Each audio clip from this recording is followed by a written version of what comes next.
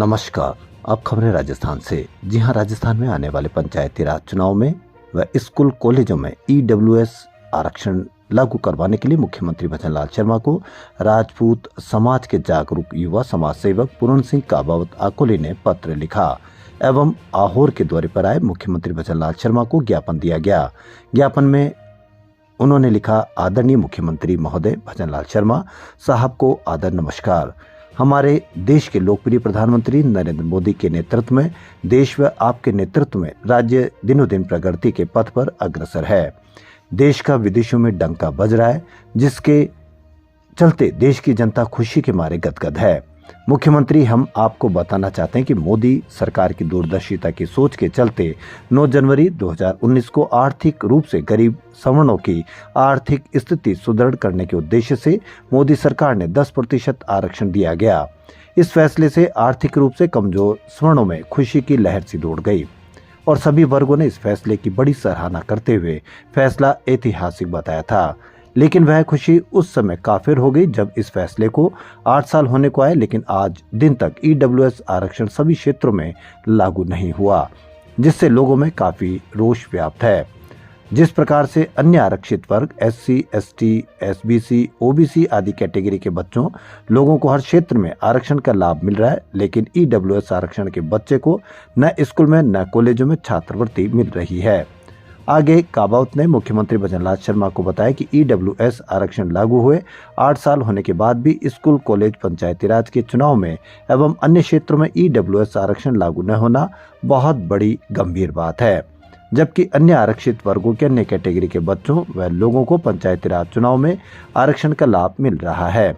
तो फिर आर्थिक रूप से गरीब सवर्णों के साथ ऐसा भेदभाव करना क्या उचित है?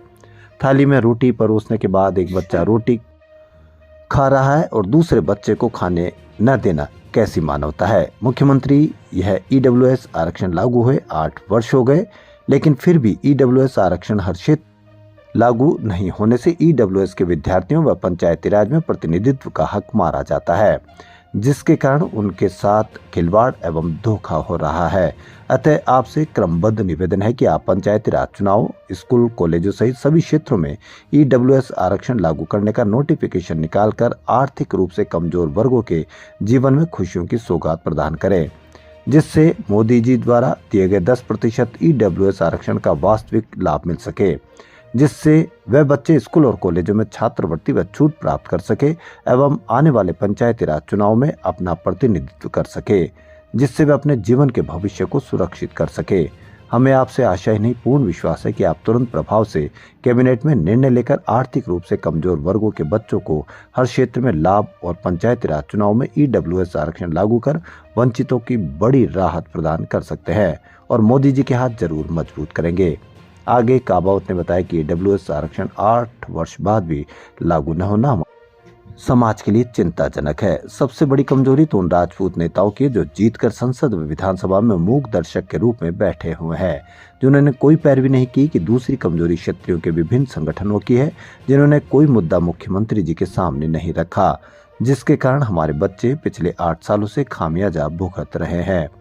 आगे काबावत ने जोर देकर कहा कि अब हमें अपने गौरवपूर्ण इतिहास का गुणगान करने के बजाय नया इतिहास बनाने पर जोर देना चाहिए।